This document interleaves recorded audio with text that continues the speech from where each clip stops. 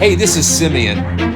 With the Kinetic Motion Engine, Kirk Hunter has given us an innovative way to create orchestral parts that move. And I'm pleased to introduce the latest addition to the Kinetic Motion Engine family, Kinetic Solo and Chamber Strings.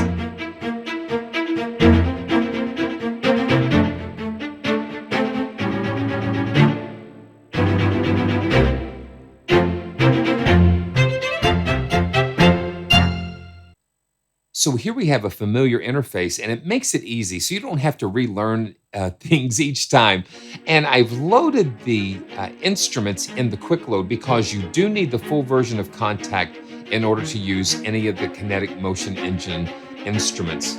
When I open up the quick load, it puts all of the patches here and organize your third-party Contact libraries using it this way. Once you have it in the quick load list, we can close this, and now we can go back up and access it through the menu here. And this is where we're going to access the presets and the patches for solo and chamber strings. So we've got chamber instruments and solo instruments.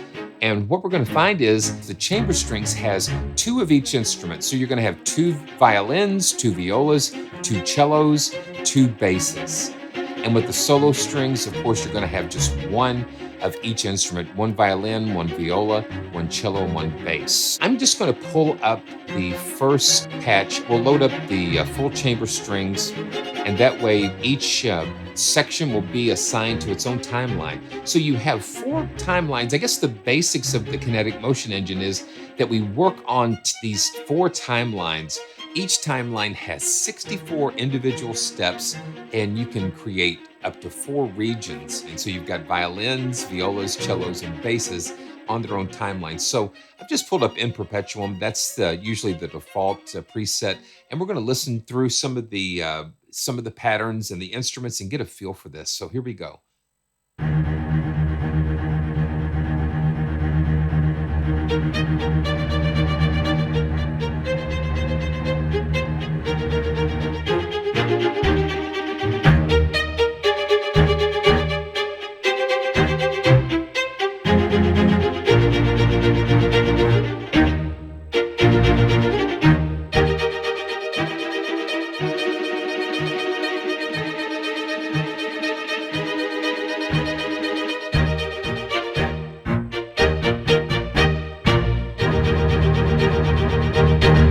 Yeah, so that's a lot of fun. So I get pulled into it pretty quick. But let's just go and break this down some. So I'm just going to solo the violins, and you can play chords.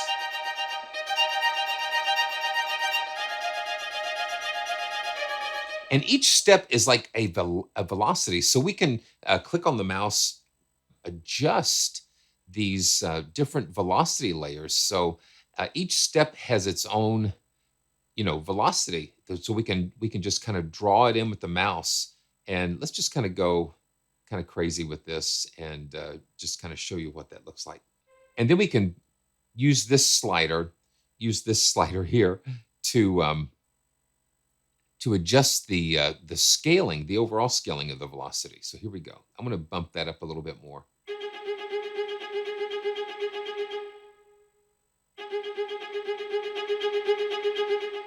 Yeah, so you have full control over those velocity ranges. So let's just go through. I'm going to reset this. We can use that. We can use this undo, and it'll reset it back to the original pattern there. So here we go. It's just the violins.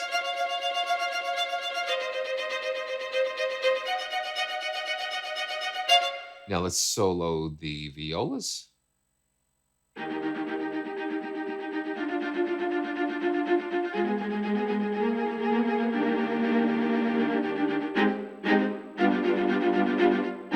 And you notice I can actually play over top of this. It's like an overlay because the first step is initialized. So if sometimes you don't have a beat on the very first step, you don't have a note on the very first step. But if you do, that enables this extra little overlay that we can play along with it. And when you hear it by itself,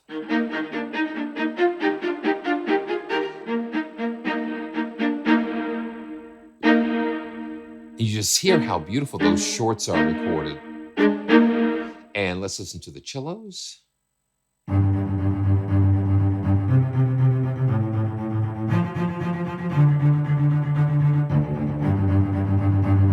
And let me just turn off the pattern. We can just play it.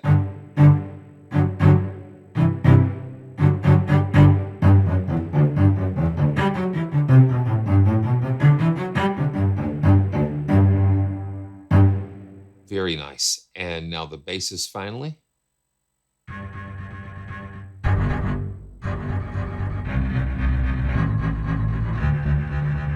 It's just going for it, you know. Let's turn off the patterns so we can just hear.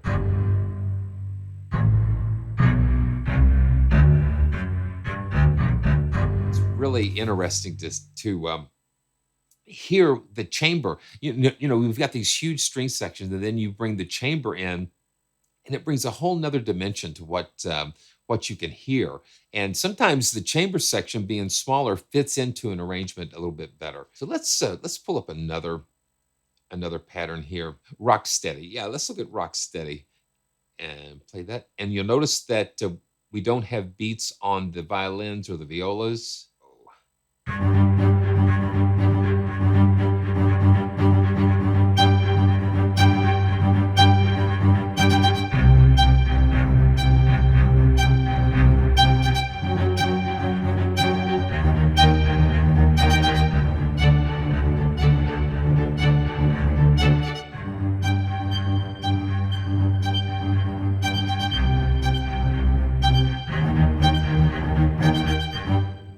It's really nice, really cool. And you notice a bigness, there's just like a really nice ambience. And we can go in here to the mixer and we can just look at the mic positions here. We've got three mic positions. We've got the close, mid, and far mics.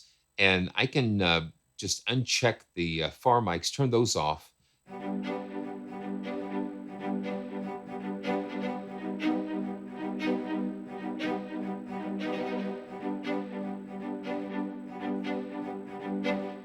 You hear how tight that is.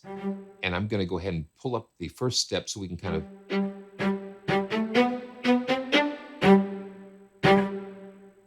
Yeah, let's go back to the mixer. And you just hear that nice ambience. I'm going to turn on the far mics again so we can hear how nice that room is.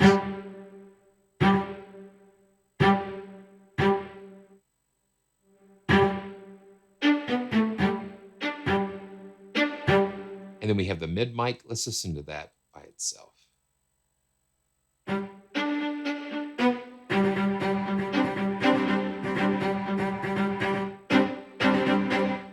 It's just got a very nice feel to it. Along with that, we can also go in and adjust the individual timeline volumes with these sliders here.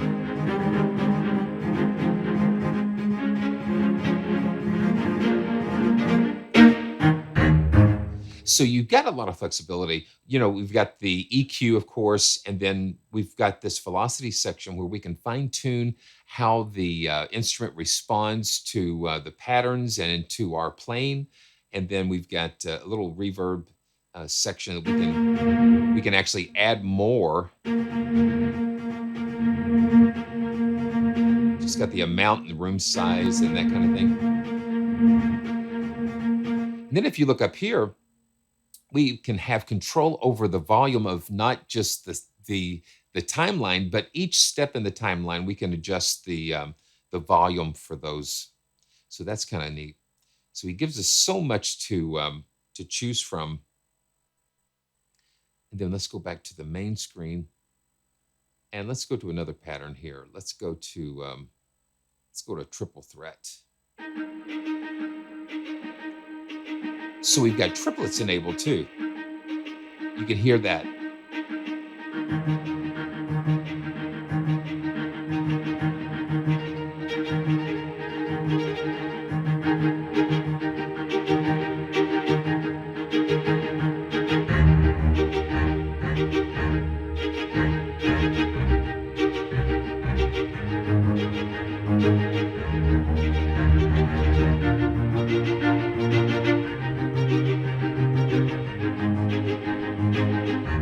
And that is set using this resolution range, and we can turn triplets on by enabling that setting there. We can change the note resolutions from whole notes all the way to 30-second notes, and then we can enable the triplets here, and we can set the triplet range down at the bottom using this slider here. So we can adjust the triplet range for the low and go over here, and we can adjust it for the high. So we're using it across the entire section, across the entire keyboard.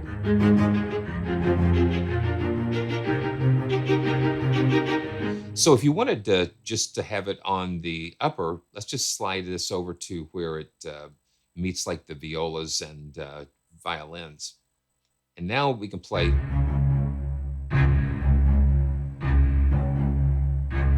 So that's playing straight. Now we can. So you can play, triplets against the straight four. So that's really kind of neat. Okay, let's go ahead and so we can always use the global patterns over here, the global rhythm patterns up here, or we can go and choose a different pattern for each timeline. So we can go to funky space globally, and let's leave funky space in the violins, but then we can go to river dance on violin, on violas, and then back and forth on cellos, and we can just pick any of these. O'Malley's Dance.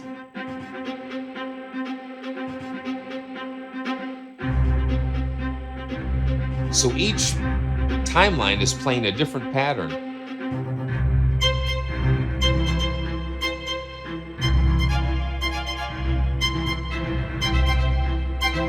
The other cool thing is that we've got two different articulations for each instrument. We've got violins, spiccato, and pizzicato, spiccato and pizzicato. And we can go into the individual timelines and select that. So we can select violins, pizzicato, and basses, pizzicato. And let's listen to what that sounds like. Yeah.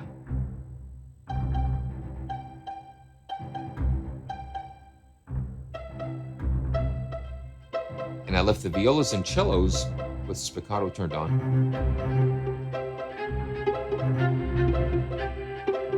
So you can get a neat combination of articulations.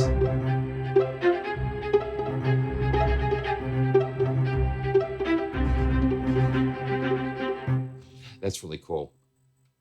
So that's the chamber. Okay, so I'm going to go ahead and load the solo strings. It's really simple. Once you have the library installed in your quick load, you can just go up to that menu and just drop this down. Let's take a quick listen to the solo strings. Let's go to powwow. Listen to that.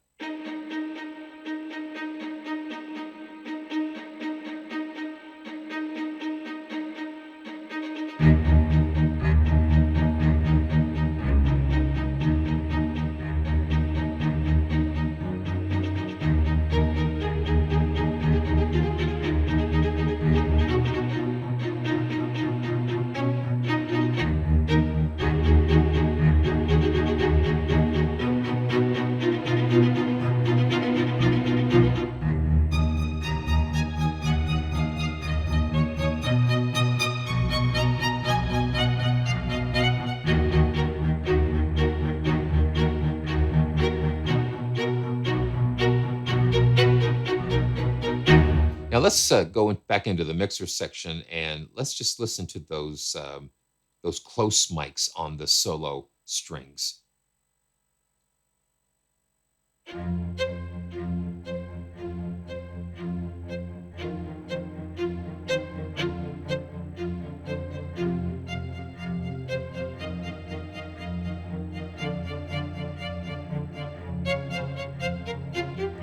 Now I've got the overlay turned on so I can kind of play on top of the pattern. And that's because this first step is enabled.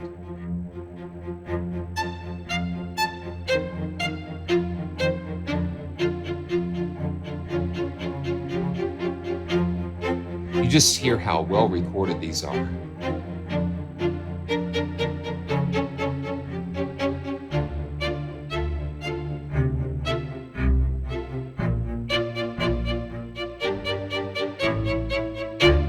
Very cool. And let's just listen to let's just turn that into a pizzicato.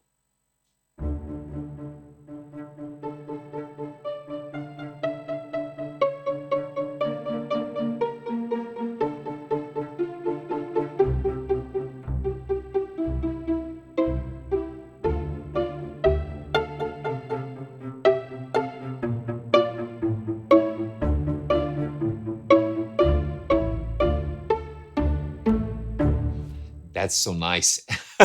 That's so nice. Okay. We always have to take a look at the randomization features, which I think are really cool. All of this is about sparking inspiration. It's like bringing in like specialized string players or session players, and these patterns and the sounds they kind of help to spark ideas. And it's just it. Some people think it's cheating. I don't think it's cheating. I think it's just like it's inspiration fuel, if anything. And so we can go over here and look at the dice, and we've got it globally up here. So we can just hit the dice at the very top, and it will randomize all the timelines down below. And then, of course, we've got individual dice down here that we can randomize each individual timeline. So let's just hit the dice again a couple times, and let's just hear what that does.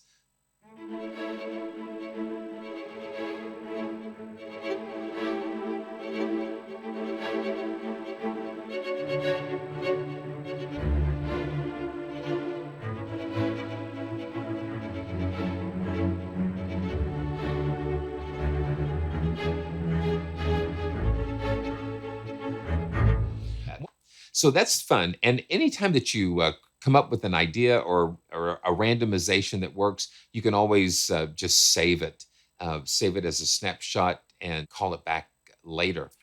We have so much control over these 64 steps in the timeline. We can compose. And what this allows us to do is draw in the different note values. We can just draw it in randomly with the mouse. And I'm going to go ahead and solo the violin so we can kind of hear what I just did. Yeah, you can hear that.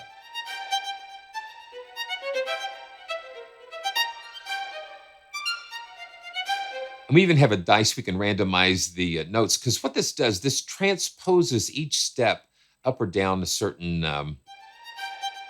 amount. So let's yeah, so we've got that. So it's all over the place there.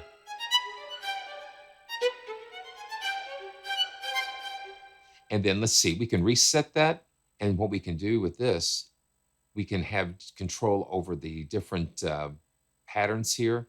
So we've got different ostinato patterns that are kind of preset for us. We can just slide these over and you can see these change. So this is like on the fourth beat. And then we've got an interval presets. We can go from all the way an octave down. You can hear it transposing that down an octave. And we can go all the way up. And then we can go, yeah, half steps down. Or up. So we've got so many different things. And you can use the slider, but you can also go down and choose one of the presets. So that just gives you such a powerful way to go in a little deeper with these patterns. And then again, we can always reset that. And then we can do the same thing with the panning. So we can take those patterns as they're playing and just kind of take them left and right, so they kind of swim across. And you can kind of hear it going back and forth now.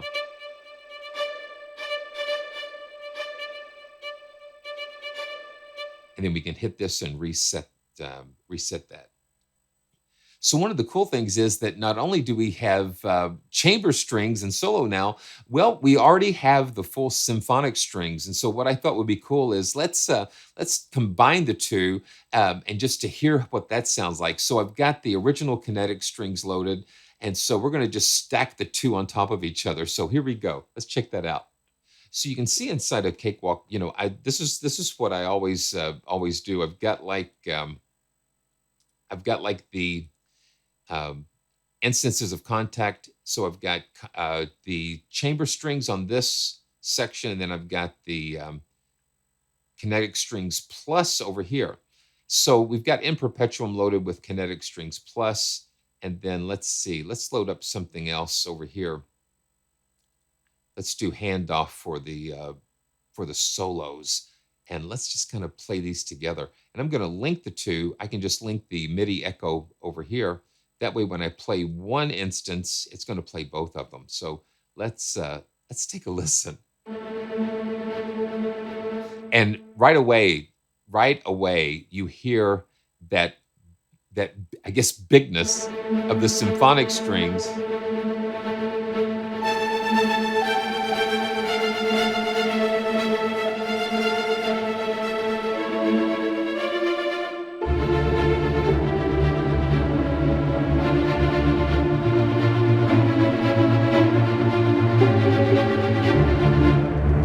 So let's turn the symphonic strings down a little bit. And I've got the pizzicato on the solo. So let's go back to the spiccato section. I mean, the spiccato articulation. Now let's listen to that. Yeah, you hear how that solo is cutting through. So the symphonic is just churning away, and then you have that solo bass coming in.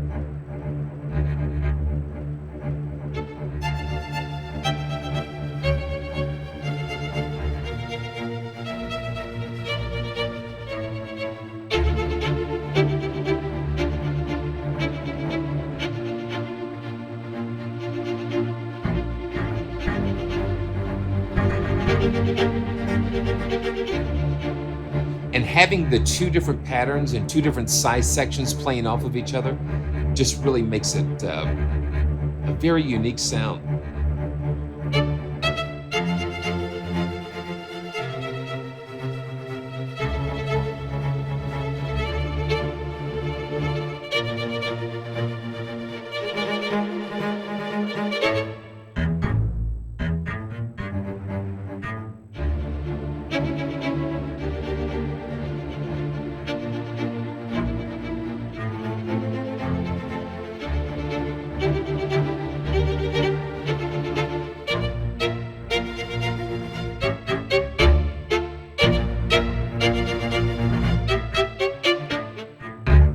Yeah, cool. So let's try another combination. So let's do the funk cadence on. Yeah, these are just so much fun. The explorations, just being able to explore these different instruments with you. So let's go over here to uh-oh. Yeah, so and that's one of the fun things is just being able to experiment and find just different combinations that work.